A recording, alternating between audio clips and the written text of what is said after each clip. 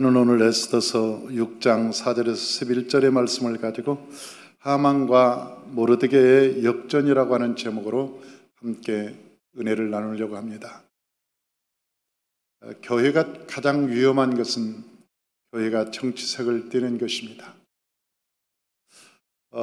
제가 박근혜 대통령의 하야하라고 탄핵하라고 수많은 사람들이 촛불을 불 때, 또 어떤 사람들은 태극기를 들 때 저는 촛불에도 반대하고 태극기도 반대했던 사람입니다. 왜냐하면 성도는 어느 정당을 지지한다든지 어느 이데올로기에 사로잡히면 그건 성도로서의 자격이 없는 것이기 때문에 그렇습니다. 사람들은 어느 정당에 편입되어서 예수 믿는 사람들이 나는 민주당이 좋아, 나는 한국당이 좋아. 만약 예수 믿는 사람들이 그 당을 쫓아간다면 당에서 만들어놓은 프레임에 모두가 다 걸릴 것입니다.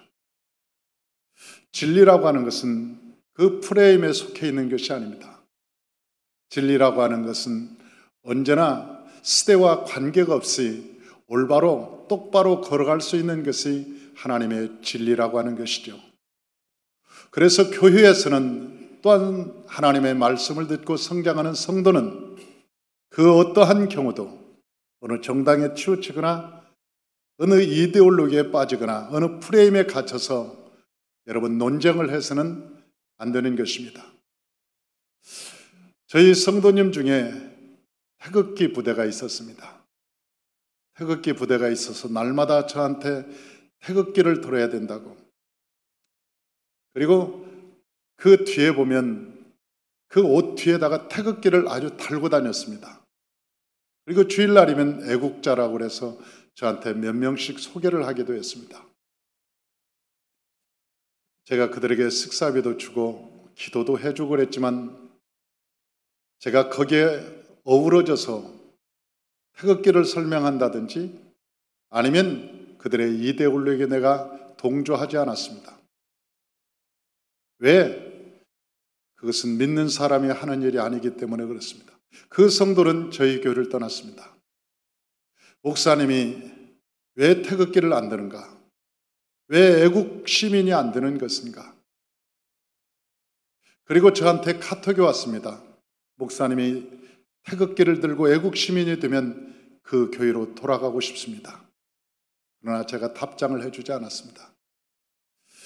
왜냐하면 교회는 태극기의 부대가 되어서도 안 됩니다. 어떤 사람들이 광화문에서 촛불을 들 때 우리의 젊은 청년들, 우리의 젊은이들이 저한테 문의를 왔습니다. 목사님, 시대가 이런데 우리도 촛불을 들어야 되지 않겠습니까? 그때 제가 그들에게 말렸습니다. 교회는 촛불 드는 곳이 아니란다. 교회는 오직 빛이 있다면 그것은 예수 그리스도의 빛 외에는 없는 것이다. 교회는 이 세상의 그 어떤 빛보다 더 찬란한 빛이 있는데 그 빛은 바로 예수 그리스도의 빛이란다.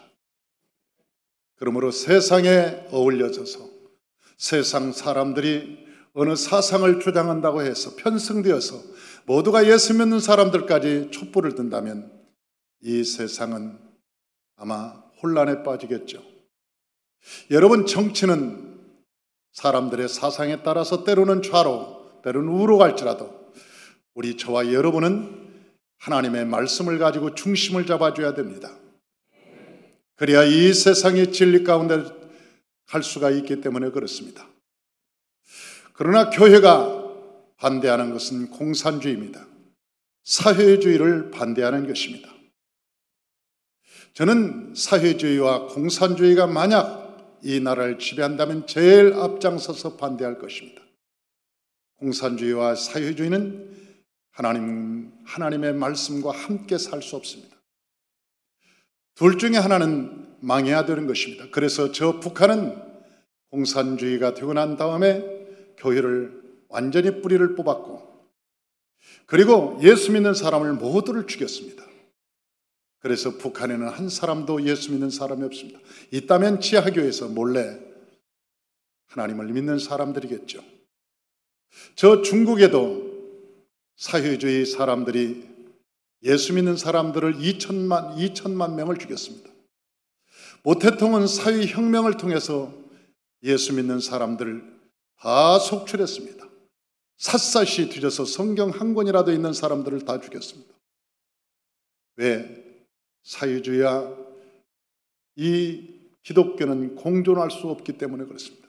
그들은 말하기를 종교는 아편이다. 그러면서 예수 믿는 사람들을 모두 색출해서 모두가 다 총살을 시켰습니다. 그때 죽은 사람들이 약 2천만 명이나 됩니다. 제가 반대하는 것은 공산주의, 사회주의. 왜? 그것은 기독교와 공존할 수 없기 때문에 그렇습니다. 저는 요즘 이 시대의 흐름을 보면서 참으로 마음이 답답함을 가집니다. 이 사회가 사회주의 국가가 되어가지 않는가? 너무나 빨갛게 물이 들어가고 있지 않는가? 그런 마음에 굉장히 마음이 답답합니다. 어찌하지? 어떻게 하지? 내가 설 자리는 어디지? 만약 제가 서야 되는 자리가 있다면 그건 죽음도 각오하고 제가 서야 되는 자리입니다. 왜냐하면 하나님께서 우리를 부르신 목적이 하나님의 진리의 편에 서는 일이기 때문에 그렇습니다.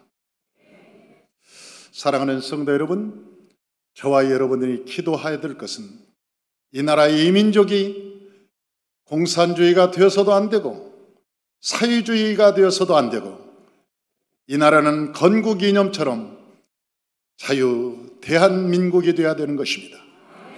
이 나라가 헌법에 보장된 자유민주주의 국가, 자유민주주의 국가가 될 때 이 나라가 앞으로 소망이 있고 하나님이 기뻐하며 하나님께서 이 땅에 소망을 가지고 이 땅을 축복해 주실 것입니다. 제가 금요 철야를 마치고 마음이 무거운 마음으로 집을 향했습니다. 12시가 다 되어서 집에 무거운 마음을 가지고 집에 들어가는데 하나님께서 나에게 이 에스더를 읽으라고 말씀하셨습니다. 왜 하나님께서 이 밤 늦게 새벽에 왜 에스더를 나에게 읽으라고 할까? 그리고 새벽까지 이 에스더를 자세히 읽어봤습니다. 그리고 이 에스더를 읽어본 다음에 저는 왜 하나님께서 에스더를 나에게 읽으라고 한지를 깨닫게 되었습니다. 그래서 오늘 이 에스더를 가지고 하나님의 말씀의 은혜를 저와 여러분 함께 나누기를 원하는 것입니다. 할렐루야. 세계의 역사라고 하는 것은 4대 문명에서 시작되었다고 하죠. 그래서 문명의 발생지를 인더스, 황하, 나일강, 메소포타미아라고 얘기합니다. 그런데 우리가 성경적으로 보면 메소포타미아가 제일 첫 번째로 인류의 역사가 시작된 것이기도 합니다. 왜냐하면 아라랏산에 저 노아의 방주가 머물렀기 때문에 그렇습니다. 아라랏산, 지금의 터키 지방의 아라랏산에 그 노아의 방주가 거기에 머물렀습니다. 거기서부터 당시 8명의 식구가 그 방주에서 살아남았죠. 모든 인류는 모두가 다 죽었습니다. 한 사람도 산 사람이 없이 모두가 다 죽었습니다. 산 사람이 있다면 오직 방주에 탔던 8 식구 외에는 산 사람이 없었습니다. 그 아라랏산에서 그 사람들이 방주에서 내려와 산 밑으로 내려온 것이 바로 메소포타미아 지역이었습니다. 그 메소포타 지역에서 이제 세 아들 셈과 함과 야벳, 이 세 아들이 번성하기 시작하면서 나라가 갈라지기 시작합니다. 그래서 한 사람들, 함의 후손들은 저 가나안족, 지금 중동, 저 이스라엘 지역, 그리고 애굽 지역, 이집트 지역과 함께 아프리카 지역으로 흘러 들어갑니다. 야벳이라고 하는 족속, 그 야벳 쪽은 그리스, 로마를 통해서 유럽, 지금 동유럽, 서유럽으로 흘러가죠. 그것이 바로 야베 족속입니다. 셈 족속은 아시아를 중심으로 해서 그 메소포타미아 지역을 자리하면서 거기서 거주하게 됩니다. 그래서 그 삼형제가 한쪽은 흑인의 그 조상이었던 함의 함, 그리고 백인의 조상이었던 야베 족속들, 그 다음에 황인종의 족속이었던 셈족, 이렇게 인류가 흩어져서 살게 되었던 것이죠. 셈족이 살았던 저 메소포타미아에서 슈메르, 우리가 인류 태초에 생긴 그 문명은 슈메르 문화라고 합니다. 그런데 그 슈메르 문명이 성장하다가 바벨론 제국이 세어나면서 그리고 그 바벨론이 1차, 2차, 3차의 바벨론이 있습니다. 그래서 1바벨론, 2바벨론, 3신바벨론 그렇게 나누는데, 그 바벨론이 성장하다가 아수르 제국에게 멸망을 당하죠.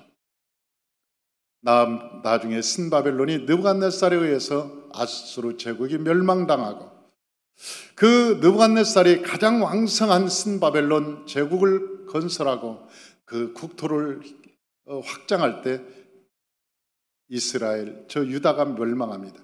그래서 그때 포로로 잡혀간 사람들이 에스겔, 다니엘 이런 선지자들이 많고, 스드기야 왕, 마지막 왕이 잡혀가서 결국 바벨론 포로가 됩니다. 70년이 지나면서 고레스 왕에 의해서 이제 많은 사람들이 고국으로 돌아오고, 고국으로 돌아오지 않고 그 땅에 머물러 살았던 사람들이 있습니다. 그 사람들은 저 바벨론 제국이 멸망하면서 페르시아 제국이 되었는데, 그 페르시아 제국이 바벨론 제국을 멸망하고 나서 세운 제국, 거기에 남은 사람들이 있었습니다.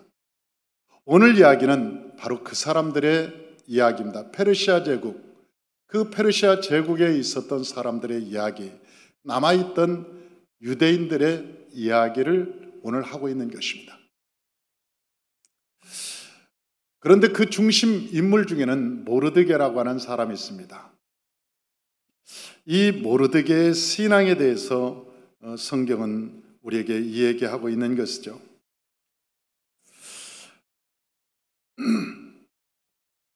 저는 성경을 보면서 왜 그 신바벨론 제국이 그렇게 멸망했을까?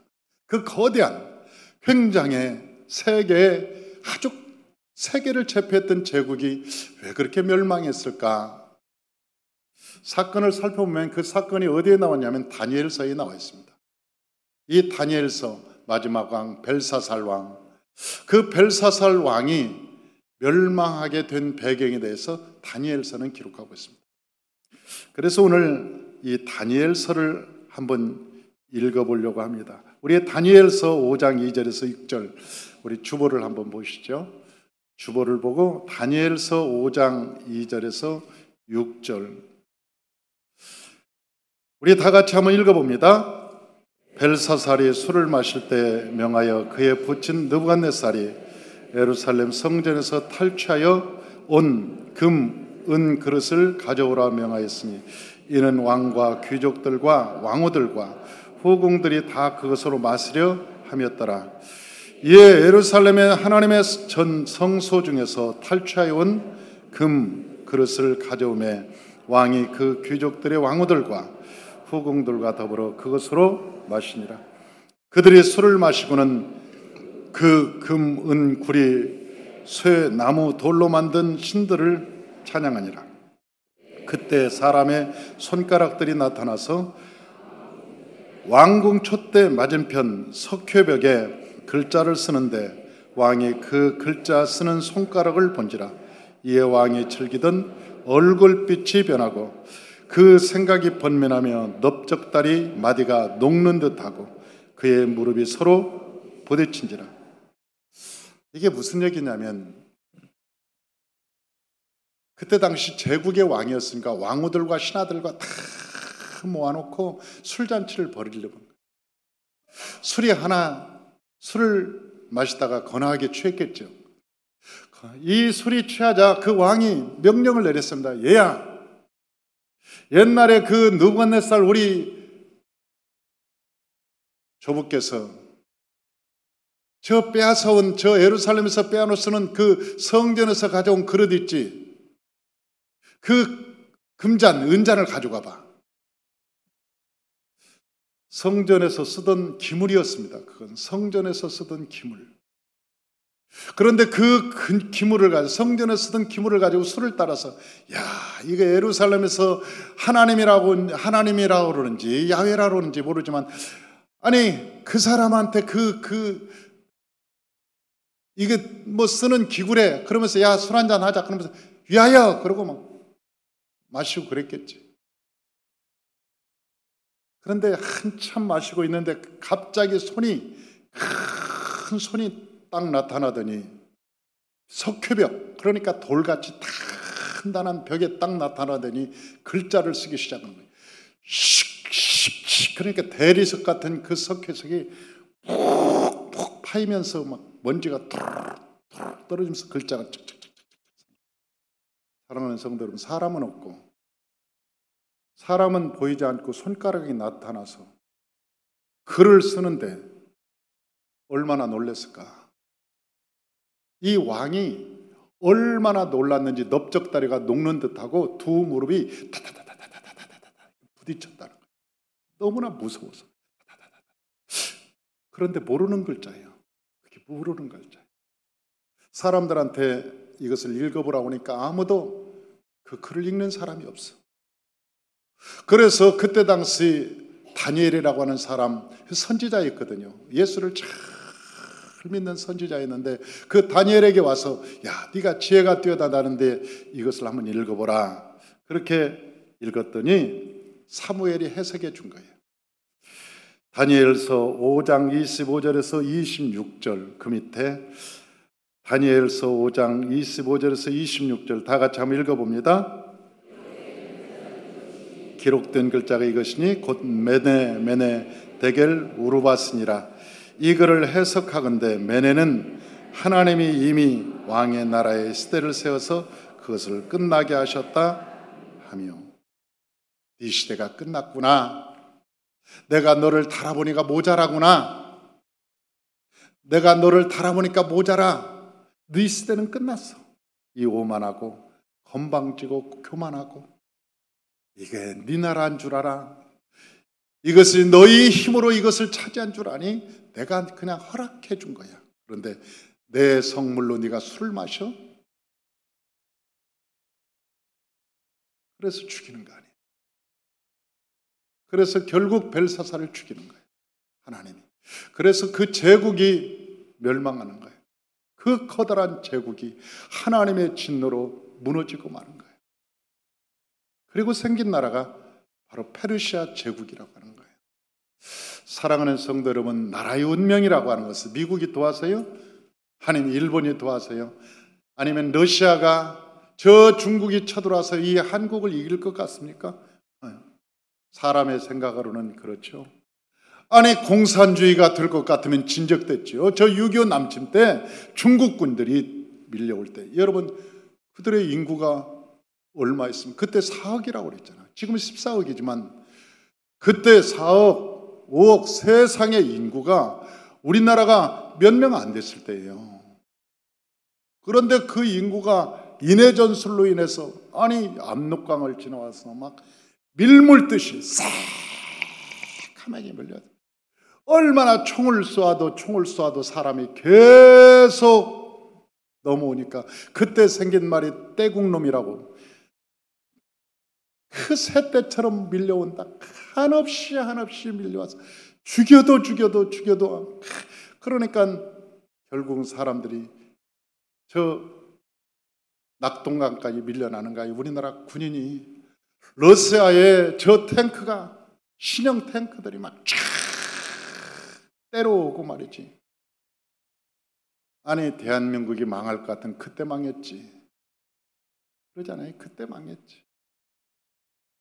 나라의 운명, 우리의 운명이 우리의 마음대로 되는 줄 아세요? 사람의 뜻대로 되는 줄 아세요?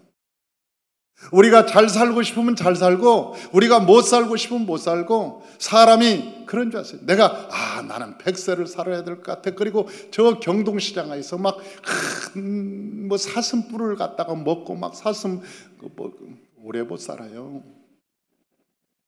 그렇게 오래 못 삽니다.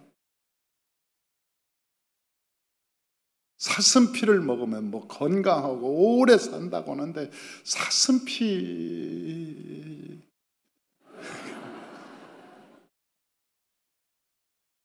글쎄, 나라의 운명도 그렇고 우리 회사도 그렇고요, 우리 기업도 그렇고요, 우리의 인생도 그렇고 우리의 살고 죽는 것이 우리에게 달려있잖아요. 우리의 삶이 하나님께 있는 거예요. 나라의 운명조차도 바벨론 제국, 그 큰 제국이 미국이라는 나라는 인디언들이 살던 땅이었잖아요. 인디언들. 그런데 그 청교도들이 가서 거기 교회를 세워놓고 제일 먼저 교회를 예배를 드리기 시작하고 그 기독교 국가지 않습니까? 하나님께서 저 미국을 세계의 머리로 세울 걸 누가 알았냐고. 아무도 몰랐어요. 아무도 몰랐어요. 그래서 여러분, 저 세계 공용화폐의 달러에는 거기가 그게 쓰여 있어요. 우리들은 하나님을 믿는다. 아니 영어로 쓰여 있다니까요.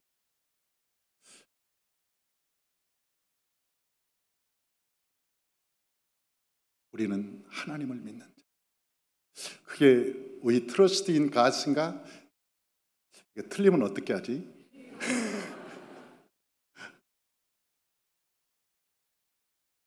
우리는 하나님을 믿는다. 하나님께서 그 화폐, 그 달러를 세계의 모든 사람들이 쓰는 공용화폐로 하나님이 만들 세상의 돈 속에 우리는 하나님이 믿는다. 그런 단어가 어디 있어요?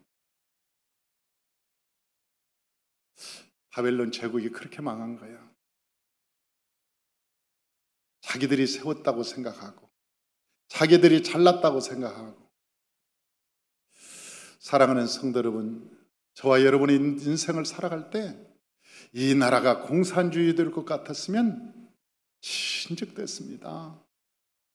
여러분 6.25 전쟁 때 된 거예요. 낙동강 전선에서요, 저 중국 놈들이 떼놈처럼 밀려오고 저 러시아가 그 탱크를 가지고 비행기를 가지고 밀고 나올 때, 그때 아니 부산만 넘어와 그랬으면 될 텐데 왜 안 됐습니까? 하나님께서 이 땅에 사명을 주셔서, 이 땅에 하나님이 사명을 주셨어요. 그래서 이 대한민국이라고 하는 작은 나라, 저 동독으로부터 시작해서 유라시아라고 말하는 저 동독으로부터 시작해서 지도를 한번 보세요. 저 중국과 러시아 그 거대한 나라의 영향을 받은 모든 나라가 다 빨갛습니다. 한번 보세요. 지도를 보세요. 모든 나라가 다 빨개. 그런데 유일하게 그 빨갛다가 조그마한 점 하나 있는 거기에 파래. 그게 대한민국입니다. 이 대한민국이라는 나라예요.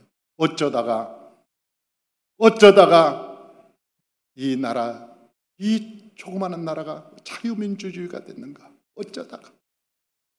그런데 이 나라를 하나님께서 보호하시고 세웠더니 이 나라가 기독교의 토대 위에서 여러분 자라서 세계 열강의 경제의 10위권을 달리고 뿐만 아니라 세계 선교사들을 대한민국에서 보내지 않은 나라가 없을 만큼 하나님께서 기뻐하는 일을 이 나라가 하고 있는 거예요. 이 나라가. 이 유대인을 보면요, 이 한국 민족과 유대인은 굉장히 닮은 점이 많습니다. 이 모르드게를 내가 보면서 참 은혜를 많이 받았습니다.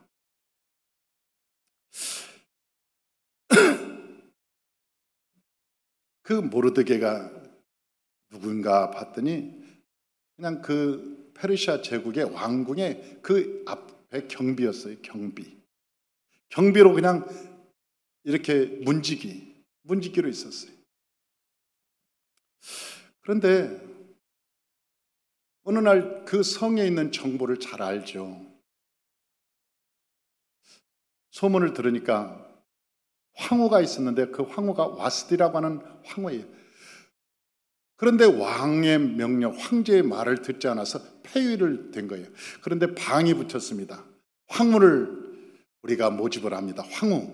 황후를 우리가 모시기 위해서 방을 붙입니다. 전국의 모든 127도에 있는 모든 사람. 그때 당시 그 나라가 얼마나 컸냐면 저 중동, 지금 저 사우디아라비아 뿐만 아니라 이란, 이라크 저쪽부터 시작해서 아프리카, 이디오피아, 그 아시아는 인도까지 모든 전 세계를 점령하는 나라였어요. 그 페르시아 제국이 그렇게 큰 나라였어요. 127도, 우리나라는 127개의 국가로 나누어서 통치를 했던 곳인데 그때 나라가 너무 커서 모든 127도에 방을 붙였습니다. 황후를 뽑습니다. 지원자는 와주세요. 그러니까 아름답다고 하는 그 여인들은 다 왔겠지. 그때 그 경비를 섰던 모르드게가 사촌 동생한테 야, 황후를 뽑는데 너도 한번 신청해봐라. 내가 기도하니까 하나님께서 좋은 일을 너에게 주실 것 같다. 가봐라. 아이 오빠, 내가 포로인데요. 내가 이 배운 것도 많지 않고 나 보세요. 내가 나보다 똑똑하고 이쁜 사람이 얼마나 많을 텐데 내가 가서 황후가 되겠습니까? 나는 저 이스라엘에서 조그마한 나라에서 포로로 잡혀온 사람인데 나 같은 사람을 어떻게 황후로 뽑겠습니까? 아니야. 하나님은 죽은 자를 살리시고 없는 것을 있게 하신단다. 바랄 수 없는 중에 바라기신 하나님이니까 한번 올라가 봐라. 네가 될 수도 있지 않니? 그래서 올려보냈는데 1차 시험, 2차 시험, 3차 시험 성경에 안 나왔어요. 그 너무나 많이 모이니까 그랬을 거 아니에요. 우리가 그냥 이성적으로 생각해봐도 1차 시험, 2차 시험, 3차 시험 막 쫙 다 떨어지고 그리고 거기는 1년 6개월 동안 막 사람들이 몸을 씻고 잘 먹고 향유를 바르고 목욕하고 그러고 딱 왕한테 나가는 거예요. 그런데 왕이 하루 저녁을 같이 지내고 난 다음에 안 부르면 끝나는 거예요. 떨어진 거예요. 그리고 이 여자다 그러면 그 여인이 황후가 되는 건데 이 유다의 노예였던 저 에스더가 황후로 뽑힌 거 아니에요. 야, 이거 뭐 기적 중에 기적이지. 그러니까 모르드게가 대단한 사람이야. 모르드게가 돼서 에스더도 대단했지만 이 모르드게가 경비인데 직업이 경비인데 얼마나 그가 기도를 많이 했으면 영적으로 그렇게 밝았겠는가. 영적으로 황후가 되었어요. 그 황후가 동생이 황후가 되었음에도 불구하고 자기는 경비 쓰고 있는 거죠. 경비를 쓰고 있는데 그때 당시 국무총리라고 하는 하만이 있었는데 그 하만이 아주 옛날에 차지철처럼 아주 성격이 난폭하고 행패를 부리고 그랬던 것 같아요. 아니 자기가 그 마차를 끌고 성문을 들어올 때 모든 사람들이 엎드려서 절을 하고 하만이여 천수 무강하소서 뭐 그러고 절을 하고 나갈 때 또 절하고 안 하면 죽이고 너무나 갑질을 하고 하만이 그러니까 모든 사람들이 욕을 하면서도 하만이 지나가면 절을 하는 거예요. 옛날에 우리 사단장도 그런 사람이 있었습니다. 우리 사단장이 우리 기면 경비가 멸코 그게요. 그 찝차가 사라질 때까지 해야 돼. 들고 사라질 때까지 사단장이 딱 오면 멸코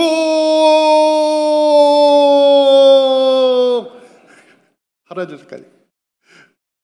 그런데 어떤 경비가 경애를 하면서 멸 그러고는 사단장이 쭉 가니까 공 그런데 사단장이 갔다 집차 가다 돌아왔잖아요.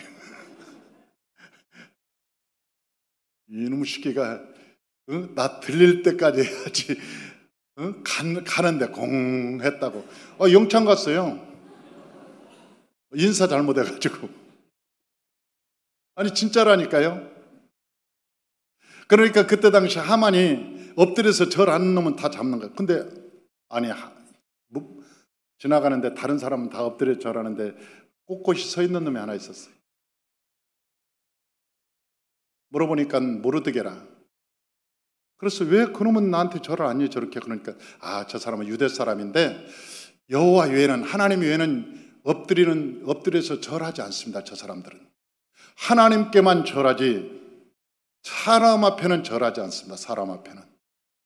유대인들은, 예수 믿는 사람들은 하나님 외에는 사람 앞에 절하지 않는 거예요.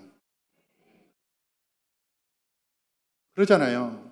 그래서 우리가 조상 그 제사 지낼 때 덥석덥석 앉는 이유가 거기 있는 거예요.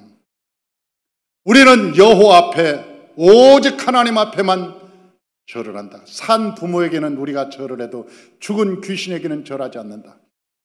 아주 그런 철칙이 있어요. 예수 믿는 사람한테. 그래? 아니 저놈은 누군데? 유대인입니다. 유대인은 다 그러냐? 그렇다고. 막 속이 상한 거예요. 자기한테 절하지 않는 것 때문에 너무너무 속이 상한 거예요. 어떻게 할까? 그러다가 유대인을 다 죽여야겠다. 저놈 하나 죽여서는 내가 속이 안 풀리고 유대인 전체를 죽여야 되겠다. 그래서 왕한테 얘기하는 거예요. 왕이에요, 이 나라에 반역자들이 살고 있습니다. 하나님 당신의 말씀, 왕의 말에 다른 법을 가지고 사는 백성들이 있는데 다 죽여야 되겠습니다. 허락해 주십시오. 그러니까 왕이 허락해 준다고요. 그래서 전국에 퍼져 있는 모든 유대인들을 3월 13일 날 다 죽이기로 아주 방을 붙이고 공문을 내립니다. 그게 어디서 나오냐? 에스더서 3장 8절에서 11절. 에스더서 3장 8절에서 11절 우리 다 같이 한번 읽어보죠. 하만이 아하수르 왕에게 아뢰되 한 민족이 왕의 나라 각 지방 백성 중에 흩어져 거하는데 그 법률이 만민의 것과 달라서 왕의 법률을 지키지 아니하오니 용납하는 것이 왕에게 무익하니이다. 왕이 옳게 여기시기던 조서를 내려 그들을 진멸하소서. 내가 은 10,000달러를 왕의 일을 맡은 자의 손에 맡겨 왕의 금고에 들이다 하니 왕이 반지를 손에서 빼어 유대인의 대적 곧 아각 사람 함무다의 아들 하만에게 주며 이르되 그 은을 내게 주고 그 백성도 그리하노니 너의 소견에 좋을 대로 행하라 하더라.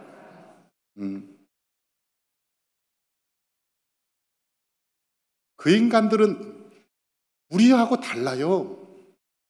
그 인간들은 우리하고 달라서 우리 법을 안 지켜요. 그들의 법이 있대요. 그들은 하나님 외에는 절하지 않는데요. 다 죽입시다. 그러니까 네 좋을 대로 해라. 왕이 어명을 내려버렸어요. 그래서 이제 날짜를 정했습니다. 성경에는 아달월 13일이라고 했는데 그때 당시 그 페르시아 제국의 달력으로는 12월 13일이었는데 양력으로 보면 2, 3월 정도 됩니다. 그러니까 약 3월 13일 정도 그렇게 되는 것이죠. 에스더서 3장 13절, 에스더서 3장 13절 다 같이 한번 읽어보죠. 이에 그 조서를 역졸에게 맡겨 왕의 각 지방에 보내니 12달 곧 아달월 13일 하루 동안에 모든 유다인을 젊은이, 늙은이, 어린이, 여인들을 막론하고 죽이고 도륙하고 진멸하고 또 그 재산을 탈취하라. 그래서 유대인을 죽일 뿐만 아니라 그 재산을 다 없애라. 그 재산을 다 빼앗아. 그러니까 여인이든 아이든 남자든 여자든 할 것 없이 그 집, 유대인의 집은 다 불태워서 죽여버리고 너희들이 그 전답도 다 빼앗아도 법에 걸리지 않는다. 그날. 그러니 3월 13일 날만 그날 하루 동안 다 죽이고 다 빼앗아라. 그러니까 주변에 있는 그때 유대인들은 잘 살았습니다. 유대인들은 머리가 좋아서 아주 잘 살았어요. 제가 지난번에 필리핀에 가니까 필리핀 선교사님이 얘기합니다. 한국 사람은 희한하대. 와서 10년만 있으면 큰 식당을 하든지 어떻게 하든지 잘 산대. 한국 사람들은 참 사업도 잘하고 아주 잘 삽니다. 가서 보니까 모든 큰 식당은 다 한국 사람들이에요. 모든 사업도 잘하고 모든 사람, 한국 사람들은 좀 특별해요. 유대인들도 마찬가지입니다. 유대인들이 백화점을 처음에 만드는 사람들이 유대인입니다. 정찰제를 처음 만드는 사람들이 유대인이에요. 아파트를 처음 지었던 사람들이 유대인들이. 왜? 자꾸 좁은 땅에서 사람들이 불어나니까 이 사람들이 우애를 올리기 시작한 거예요. 거짓말하기 싫어서 그들이 정찰제, 그래서 백화점을 만들어낸 거예요. 그러니까 세상에 유익한 것, 부자 되는 것은 다 유대인들이에요. 세계 지금 경제의 3분의 2를 유대인들이 가지고 있잖아요. 세계 모든 부자들은 다 유대인들이에요. 그 사람들은요, 그때 당시나 지금이나 굉장히 돈이 많고 부자들이에요. 왜? 하나님의 복을 주셔서. 그런데 그 사람들의 오늘 3월 13일이면 다 죽이고 말이지, 너희 재산을 다 뺏어라. 그러니까 얼마나 신이 났겠어요. 야, 그날만 기다렸겠지. 그 이야기를 들은 모르드게는 나 때문에 난리 났구나. 그 얼마나 속이 답답하고 힘들었을까. 그래서 에스더한테 전보를 칩니다. 에스더한테 도와달라고. 그 황후가 된 에스더. 여기서부터는 에스더의 신앙입니다. 이 모르드게는 하나님의 말씀을 지키고 모세오경을 지키고 그리고 하나님의 뜻대로 살기로 결단하고 믿음으로 나아가는 것, 그것이었는데 다음에는 네가 에스더가 할 차례다. 그렇게 얘기하는 거예요. 이 전가를 보냅니다. 에스더야 큰일 났다. 지금 그러면서 막 에스더한테 이제 전가를 보낼 방법이 없으니까 베옷을 입고 제에 앉아서 날마다 통곡을 하는 거예요. 막 성 밖에서 울고 통곡하고. 그러니까 에스더가 그 소식을 들었어. 도대체 누가 저 성 밖에서 통곡하는지 알아봐라. 알아봤더니 자기 사촌 오빠라. 사람들을 보내서 사촌 오빠 도대체 왜 그렇게 울고 있습니까? 왜 그렇게 울고 있습니까? 막 머리를 풀어 헤치고 옷을 다 찢어가면서 울고 막. 그러니까 도대체 왜 웁니까? 그러니까 이 얘기를 하는 거예요. 에스더야 큰일 났다. 우리 민족이 다 죽게 됐다. 빨리 네가 왕한테 가서 이 얘기를 해라. 왕한테 가서 이 얘기를 해라. 그렇게 얘기하는 것이죠. 에스더서 4장 3절. 에스더서 4장 3절 우리 다 같이 한번 읽어보죠. 왕의 명령과 조서가 각 지방에 이르러 유다인이 크게 애통하며 금식하며 울며 부르짖고 굵은 베옷을 입고 죄에 누운 자가 무수하더라.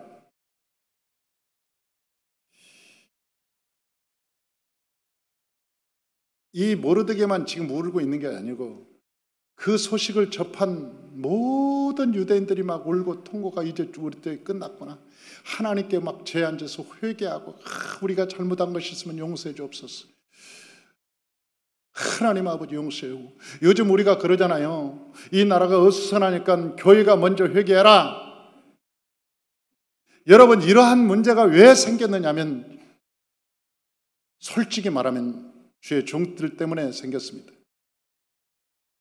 주의 종들이 교회의 성장만을 원하고 돈을 사랑하고 탐욕스럽고 언제부터 그렇게 골프를 좋아했는지 골프나 치고 맛있는 것 쫓아다니고 언제부터 주의 종들이 화호식하고. 나는 이 참담함을 말 길 없어요. 언제부터 그렇게 목이 뻣뻣해지고 오만하고 교만하고, 언제부터 교회가 언제부터 세상의 치탄의 대상이 되고. 여러분, 교회가 세상을 향해서 회개하라 그러니까 세상이 그러는 거 아니에요. 니들이나 해 인마. 니들이나 우리한테 회개하라고 하지 말고 니들이나 회개해. 언제부터 그렇게 교회가. 여러분, 교회에 나오면 가정이 회복되고 자녀가 질서가 잡히고 하나님의 은혜가 임하고 여러분 세상에 나가서 정직하고 거룩하고 세상에 양보하고 손에 예수인 있는 사람이 손에 보고 좀 더 세상에서 야 기독교인들은 달라. 예수 믿는 사람들은 우리가 말로 본봐야 돼도 나도 예수 믿고 싶어. 나도 저렇게 살고 싶어. 예수 믿는 사람들이 그런 소망이 되어야 될 거 아닙니까? 언제부터 교회가? 그러니까 나라가 이렇게 어려움이 오고 심각한 위기가 오고 그런 거 아니에요.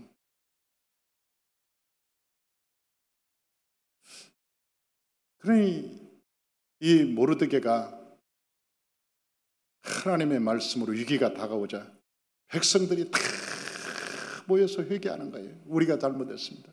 하나님, 우리가 허물과 죄가 있다면 잘못했습니다. 잘못한 죄가 있지 이들도. 왜? 아니 고레스 왕이 칙령을 내려서 돌아갈 때 돌아가야지. 그 속에서 잘 먹고 잘 살겠다고 자기 거기 앉아서 하는 것도 그것도 큰 흠이겠지. 우리가 허물이 있습니다. 용서해 주옵소서. 잘못했습니다. 막 하나님께 회개하는 거예요. 에스더한테 전갈이 왔습니다. 황후한테 오빠, 사실 내가 왕에게 나가지 못한 지가 한 달이 되었습니다. 왕이 부르지 않는데 내가 나갔다는 내 목이 달아납니다. 폐위당합니다. 그러니 내가 어쩔 수 없습니다. 나도 할 수가 없습니다. 내가 왕으로 하지만 나도 할 수 없습니다. 그렇게 얘기하는 거예요. 그때 모르드게가 화가 나서 다음과 같은 답신을 합니다. 그 에스더에게. 그것이 4장 13절에서 14절 뭐라고 하는가? 우리 다 같이 한번 읽어봅니다. 모르드게가 그를 시켜 에스더에게 회답하여 너는 왕궁에 있으니 모든 유다인 중에 홀로 목숨을 건지리라 생각하지 마라. 이때 내가 만일 잠잠하며 말이 없으면 유다인은 다른 데로 말미암아 노임과 구원을 얻으려니와 너와 내 아버지 집은 멸망하리라. 내가 왕후의 자리에 얻은 것이 이때를 위함이 아닌지 누가 알겠느냐. 그 오빠가 그러는 거예요. 네가 황후로 있으니까 너는 안 죽고 살아날 거라고 생각하지 마라. 네가 만약 액션을 취하지 않으면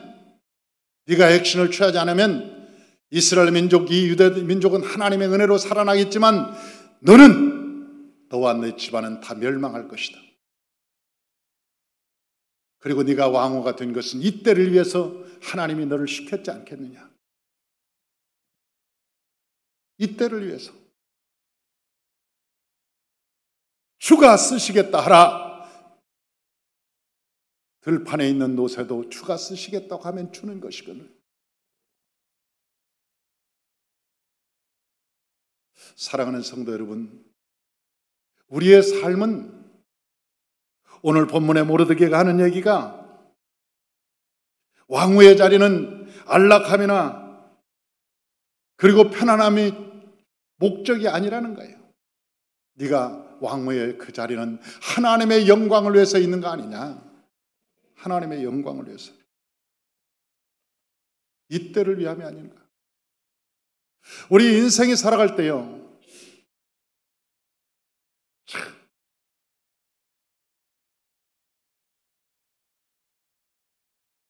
우리가 세상에 살아갈 때 돈을 벌 수도 있어요. 명예가 있을 수도 있고 권세가 있을 수도 있어요.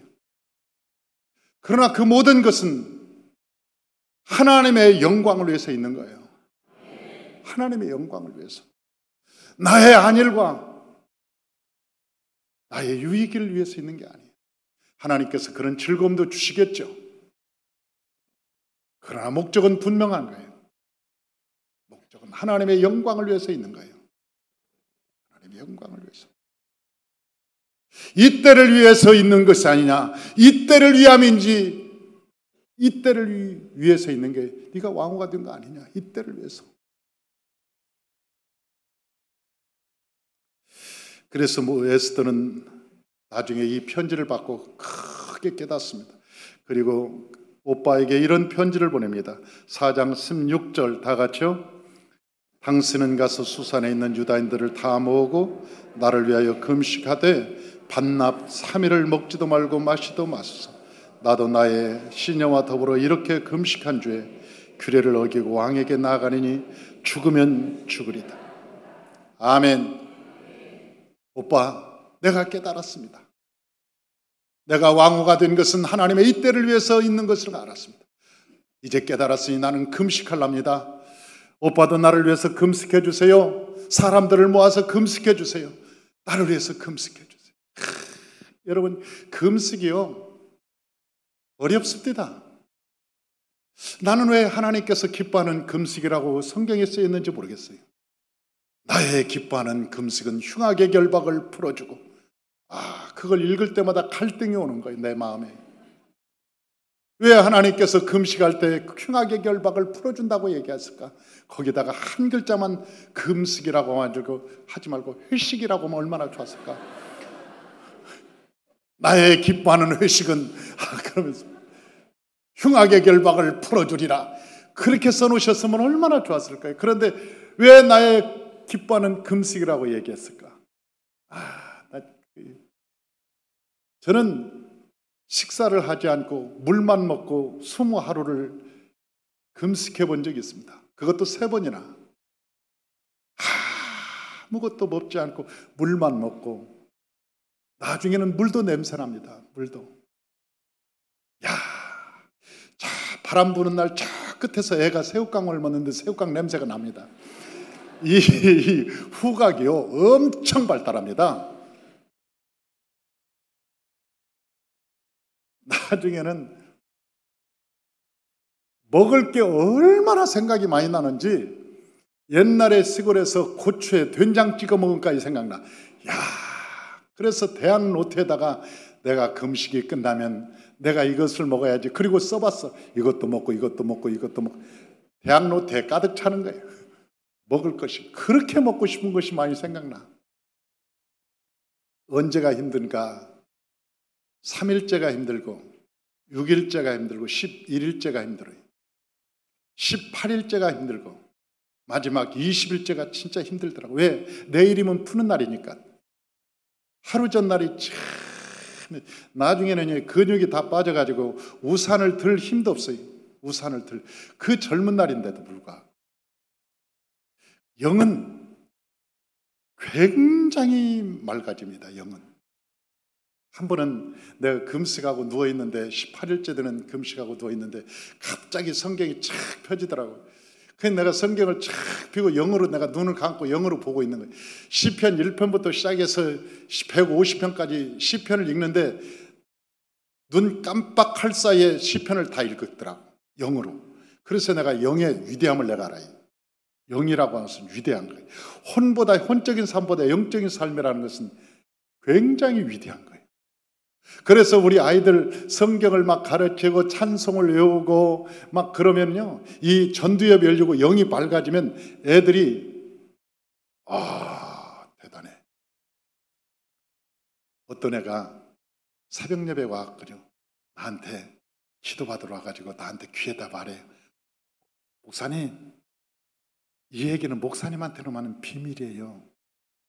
왜? 그랬더니 엄마가 다른 사람한테 말하지 말라고 그랬어요. 다른 사람한테 말하면 시기 질투한다고, 그리고 네가 교만해진다고 엄마가 말하지 말라고 그랬어요. 뭔데? 빌립보서를 내가 다 외웠어요. 그래? 장하구나. 그런데요, 빌립보서 다 외우는데 3일 걸렸어요. 어떻게 3일 걸려서 다 외웠니? 그냥 본문이 외워져요. 그래, 네가 전두엽이 열렸구나. 기도해 줄게. 그리고 내가 기도해 줬어요. 그런 애들 조금만 더 가봐요. 딱 책을 보면요, 그냥 탁탁 찍어버립니다. 우리는, 이게 눈은 카메라예요. 카메라, 렌즈. 그래서 뒤에서 찰칵 하면 찍히는 거예요. 이렇게 딱 보는 것이 찍히는 거예요. 찰칵, 찰칵. 사람은 그렇게 위대하게 만들어졌어요. 근데 사람은 혼을 개발해서 자꾸 공부해서 외우려고 하니까 이게 공부를 못하는 거예요. 그래서 내가 찬송가를 외우게 하고 성경을 외우게 하고 기도를 시키고 그런 것은 다 뭐냐면 하나님의 형상으로 회복하는 길이에요.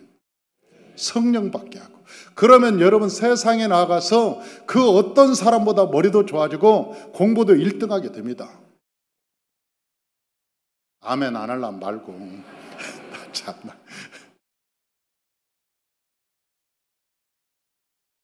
아니 그렇게 된다니까요. 애들이. 그래서 내가 기도해 주면서 그래 고맙다. 이 금식을 3일 동안 막 하는데 여러분 밥을 먹고 기도를 하려면 밥을 먹고 해야 하는데 왜 금식하냐고. 왜 금식하면서 기도하는 거예요. 금식이 끝나고 이 죽으면 죽으리라 하고 이 에스더가 탁 왕의 뜰에 나가는 거예요. 왕의 뜰에 나면 죽는 곳이거든. 그런데 왕이 그 뜰에 거는 에스더를 보고 손을 내미는 거예요. 귤을 쫙 내면서 에스더야 오랜만이다. 그러면서 하는 얘기가 사랑스럽구나. 내가 이렇게 사랑스럽구나. 어쩌다 이렇게 네가 사랑스럽니? 그러면서 하는 얘기가 나라의 절반이라도 네 소원이 있으면 나라의 절반이라도 네가 줄게. 네 소원을 말해봐. 나라의 절반이라도. 미친놈이지. 아니 생각이라 미치지 않았으면 그럴 얘기 할 수 있어요. 황제가 자기 나라를 반절을 주겠다는데. 아니 그러잖아요. 나라의 반절을 그냥 뚝 떼어서 줘버리겠다는데 내 나라의 절반을 내가 주겠다. 근데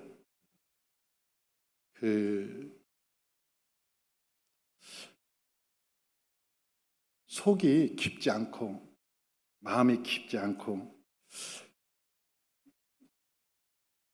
가벼운 여자 같으면 나라의 절반이라도 내가 줄 테니까 내 소원이 뭐냐? 그러면 하만이 죽인대요.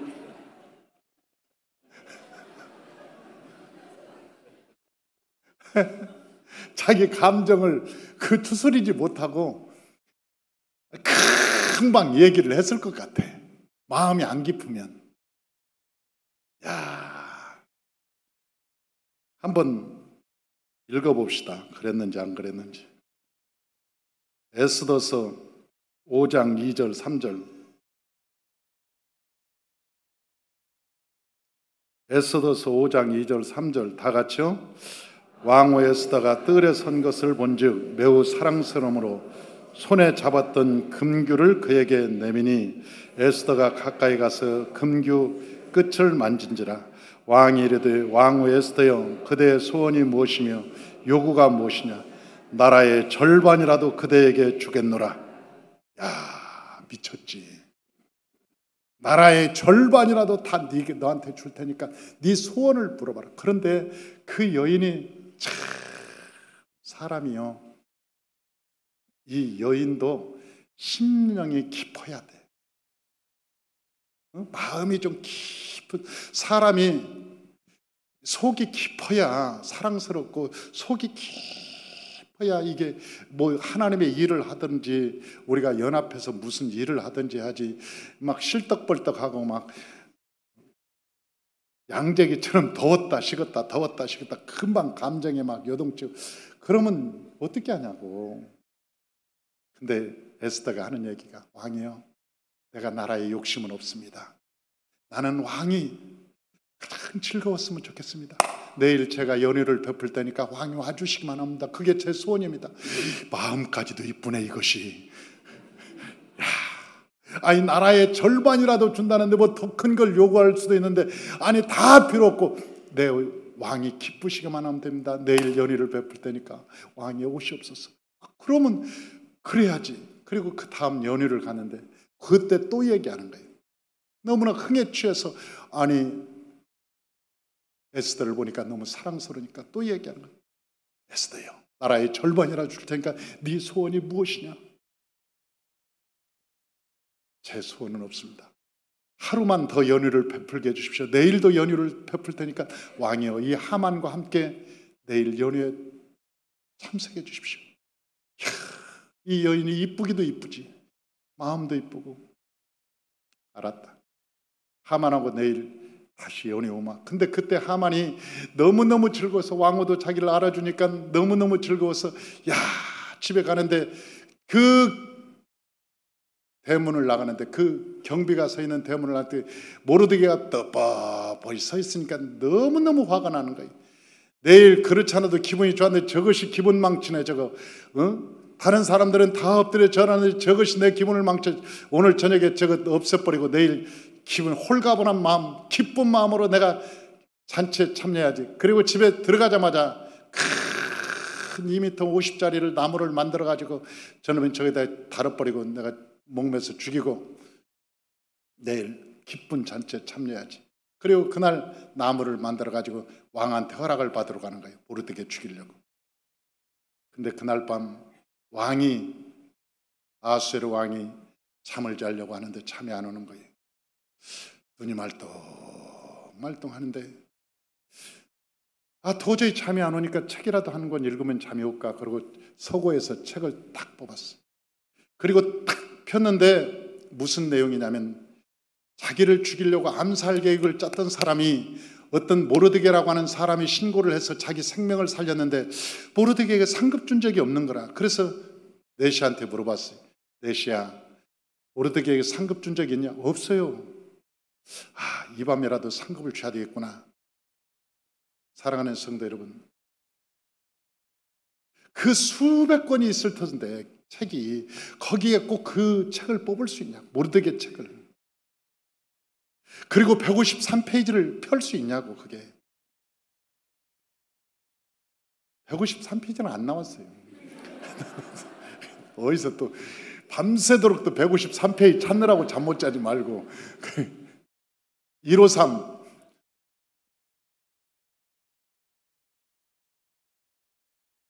세상에 어떻게 그럴 수 있냐고. 그럴 수 있냐고. 밖에 개 없느냐? 그러니까 하만이 모르드게를 죽이려고 지금 왕의 허락을 받으려고 문 앞에 딱 엎드리고 있다가, 예, 저 하만입니다. 하만아, 내가 너에게 지혜를 빌려야 되겠다. 나에게 큰 은혜를 입힌 사람이 있는데 내가 그에게 은혜를 갚아주기도 한다. 갚아주기를 원한다. 어떻게 했으면 좋겠냐? 그러니까 하만이 생각하기를, 나구나, 나. 나뿐이 없지. 왕이여, 당신이 썼던 왕관을 씌우고 왕복을 입히고 당신이 즐겨 타던 그 명마 준말을 탁 태워서 당신이 사랑하는 사람에게 말굽혀를 잡고 성을 돌아다니면서 존귀한 자로다, 존귀한 자 외치게 하소서. 그러면 그 사람이 기뻐할 것입니다. 그때 왕이 하만에게 하는 얘기가, 이 말이 참 지혜롭구나. 그래, 모르드게에게 저 왕복을 입히고 내 준말을 태워서 네가 말체를 들어라. 그리고 저 성을 돌아다니면서 존귀한 자로다, 존귀한 자로다, 그렇게 말해라. 여러분, 하만을 죽이러 온 모르드게를 죽이러 온 하만이 얼마나 충격을 받았겠습니까? 이게 뭔 꼴이래. 이게 뭔 꼴이래. 낯빛이 흑빛이 되어서 밤새도록 돌면서 얼마나 피곤했을까. 그 다음날 잔치에 참여했는데 졸고 있었겠지. 하만이 너무 피곤하니까 근심과 수심과 그 스트레스와 피곤함에 쩔어서 술 한잔 들어가니까 피곤해. 그런데 갑자기 또 왕이 에스더에게, 에스더야, 왜 근심이 있는가? 그러니까, 왕이여, 나를 죽이려고 하는 사람이 있습니다. 당신을 죽이려고 하는 사람이 있어. 누가? 요놈입니다.